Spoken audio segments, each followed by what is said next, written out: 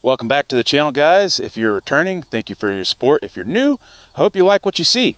So anyway, as usual, we're going to dive right into it. This is going to be a pistol review.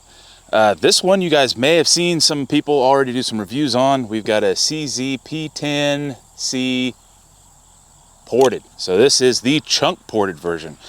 This is not my pistol. This was provided to me for this review by a buddy. We'll just call him Tay. So shout out to Tay for this. So anyway, let's get into it. So for a pistol that's supposed to be comparable to a Glock 19, I do find this a little bit more comfortable.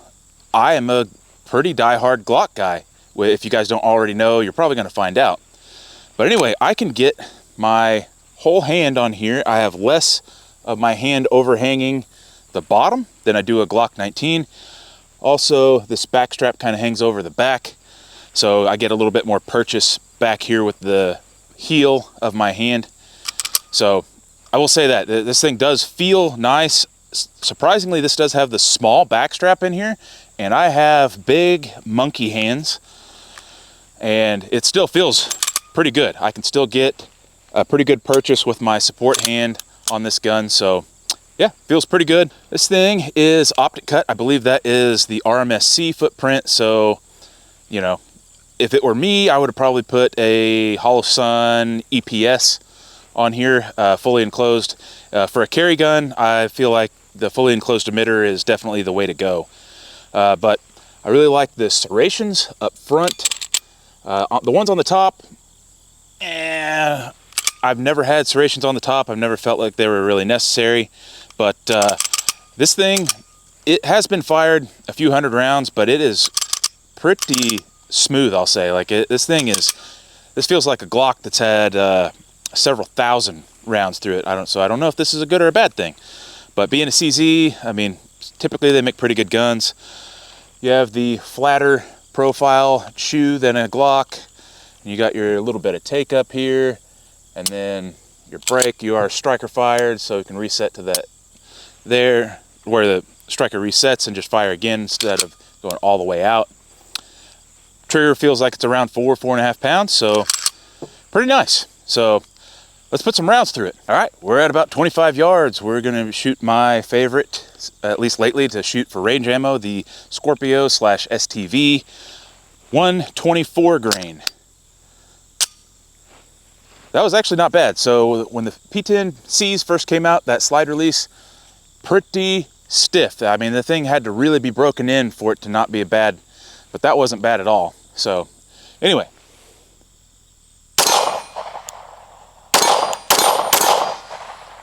For not having a light or anything on here, light or optic, I feel like it's fairly controllable.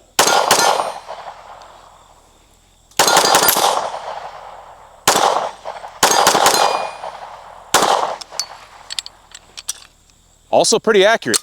I don't shoot irons as much anymore. I do still shoot them, but I mean, I'm able to keep all the rounds easily, even on the rapid succession on my C-zone, and I'm hitting my, whatever you want to call it, 5-ish inch gong here from about 20-25 yards. So pretty good shooter. All right, we're roughly about 20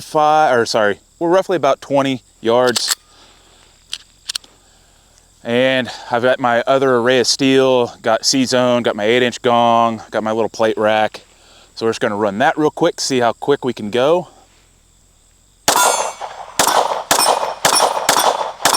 I don't know if you guys can hear, I'm hammering that 8-inch gong pretty good.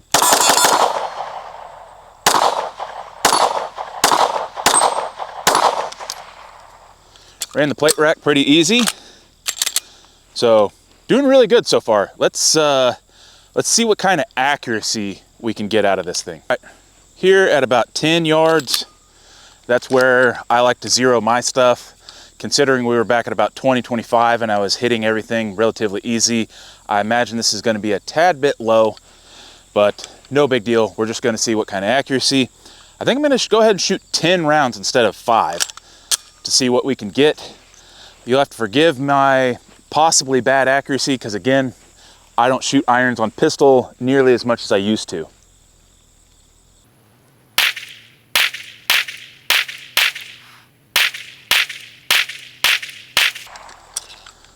All right, let's go take a look. All right, so here we have almost all of them. I have two relatively low here. That's definitely my fault. When I squeezed the shot off, my front sight wasn't exactly level with the rear. I felt it. It was just a little bit low. So honestly, that is pretty good. You got like 1 or 2 rounds here, one here, one here. So I've got like 5 or 6 rounds just almost in one ragged hole. So as I figured, this thing is definitely a shooter. All right, as you can see, we're over here at Texas Star. Let's see how fast we can clear this thing with irons. Here we go.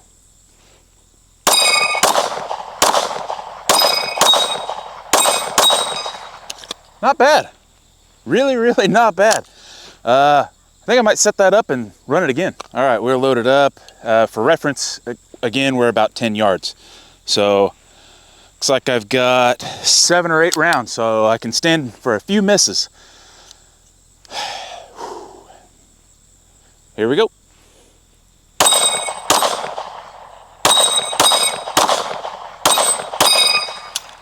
Woohoo! 1 round to spare, so not bad for this being the first time I've shot this gun, and the fact that I don't usually shoot iron sights on pistols anymore. All right, we are here at about 7 yards. We're gonna do a bill drill. I don't have my timer out here. I'm not really gonna see how fast I can run this. I'm gonna run it as fast as I can, just as fast as I can possibly pull this trigger. And we're gonna see how well I can keep the rounds in the A zone. Here we go.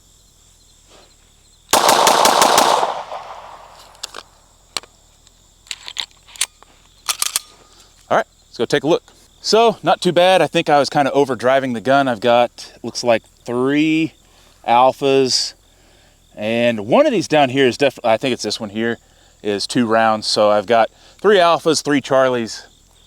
Not too bad. So real quick, we're gonna do a comparison on this thing. Let's get these marked. Okay, same distance. We're out here with the infamous OZ9. We've got the AIM Surplus ported barrel in here. You guys have seen this pistol in the videos I've been doing, trying to get a good review on this ported barrel. So anyway, we're gonna do the same thing and see what we got. Obviously, we have quite a bit of an advantage here, so it's gonna be interesting to see.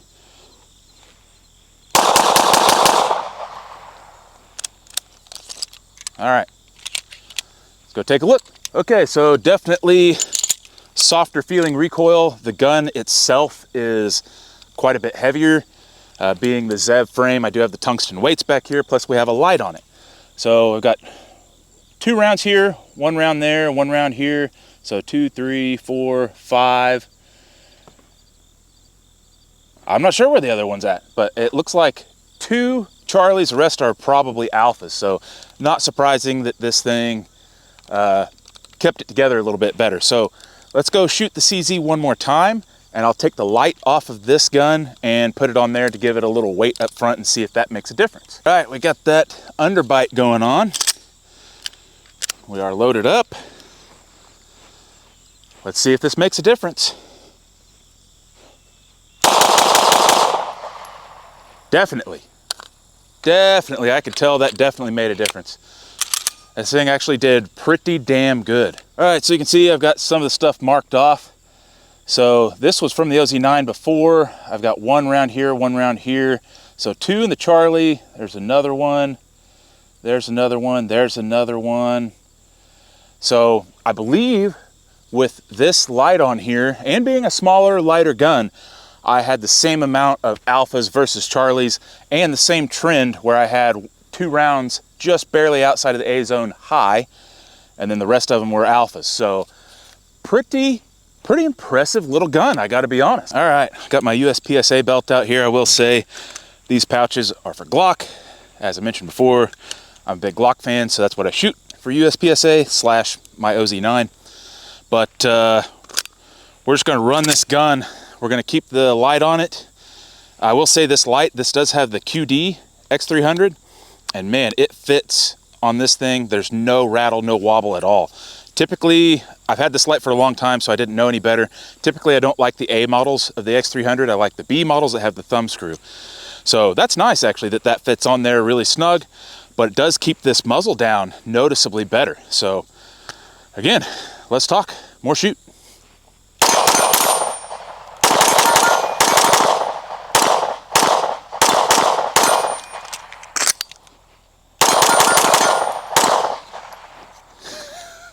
This thing is so easy to shoot.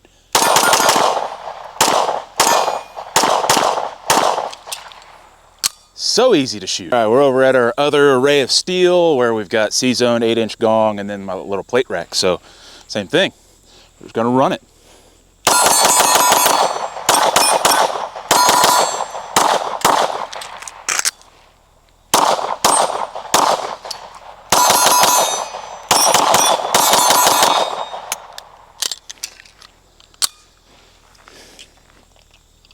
So easy to shoot. We are over here. That was an interesting feature. I didn't touch the slide release. But anyway, we are at the Texas Star again. Let's see how quick we can run it, if it makes any difference having the light on it.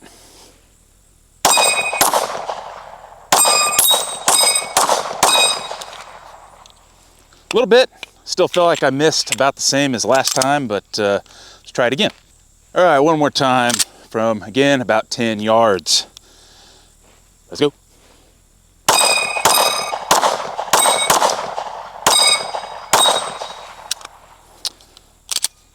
With a round to spare, again. So I do kind of feel like I still feel like the light is helping my follow-up shots. It's just a matter of me not making the shots go exactly where they need to go.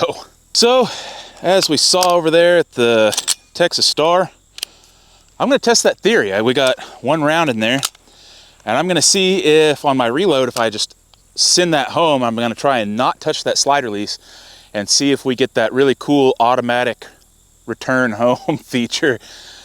But yeah, here we go. Well, we didn't get lock back.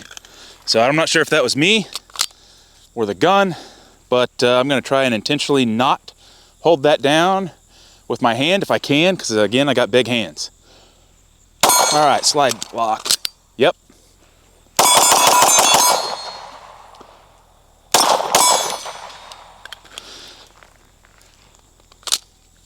So we'll do one-handed, see if we can get that little feature to work again. Nope, didn't do it that time. As you can see, even one-handed, that gun is pretty easy to shoot. Keep going until we got about 200 rounds. Let's do some of the USPSA stuff where we do some rounds supported, single hand, and support hand. So let's go. Man, this thing's this is honestly pretty nice, not gonna lie. So we are about 20 yards, so we've backed off. So let's go strong hand.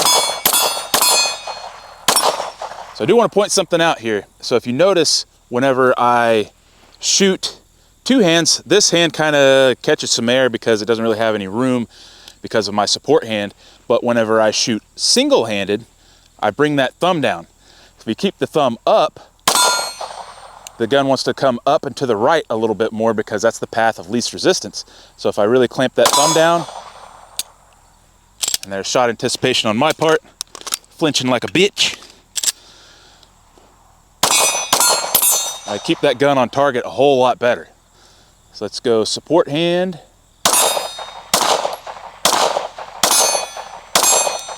So I actually managed to drain the battery on the camera. So let's finish over here, shooting support hand.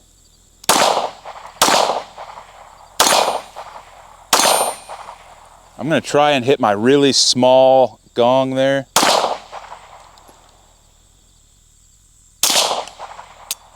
Yeah, missed. Oh well.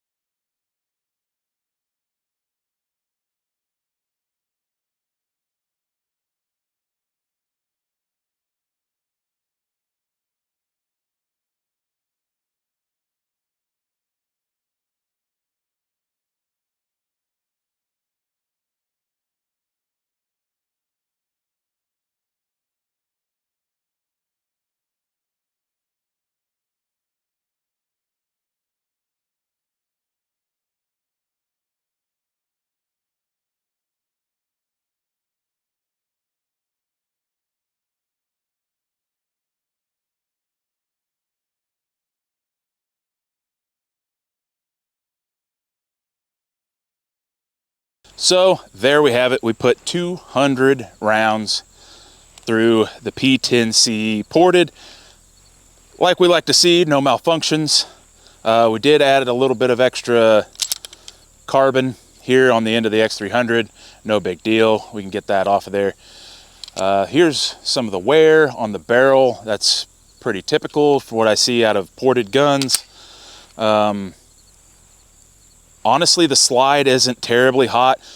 With like the SIG P365 line, and I imagine with the 320 line, which I greatly do not recommend, with their ported slide, so the barrel doesn't go up into the slide where it's ported, it's just the slide. Those slides get insanely hot really fast, like couple mags, and they're screaming hot. So this doesn't have that, so that's pretty nice. So coming from a Glock guy standpoint, I want to say the ergos are actually really good. It's about, I mean, everything is about the same as what I'm used to with a Glock, so pretty good. I think the grip angle is a little bit nicer than a factory Glock. That said, OZ9 is a little bit straighter, so that's one of the reasons why I like to shoot those. But yeah, no malfunctions. Everything worked. It shot well. It was actually extremely easy to shoot for as light as it is, you know, compared again to this heavy gun. So yeah, I mean, for the price these things are going for, which I think is like 500 bean burritos, that's an awesome buy. That's an awesome pistol, awesome carry gun. You know, optic ready with the port and everything, super controllable, really good trigger. Yeah, I think this thing is great. So if you guys are on the fence about one of these things, again, coming from a Glock guy, I highly recommend it. This thing is great. If I wasn't so heavily vested in Glock magazines already, I would consider picking one of these things up. You know, it's literally that good, especially for the price. So yeah, if you have any other questions, comments, you know, drop them down there in the comments section. So yeah, if you like what you saw, consider liking, sharing, subscribing, all that cool BS. And hope to see you guys in the next video.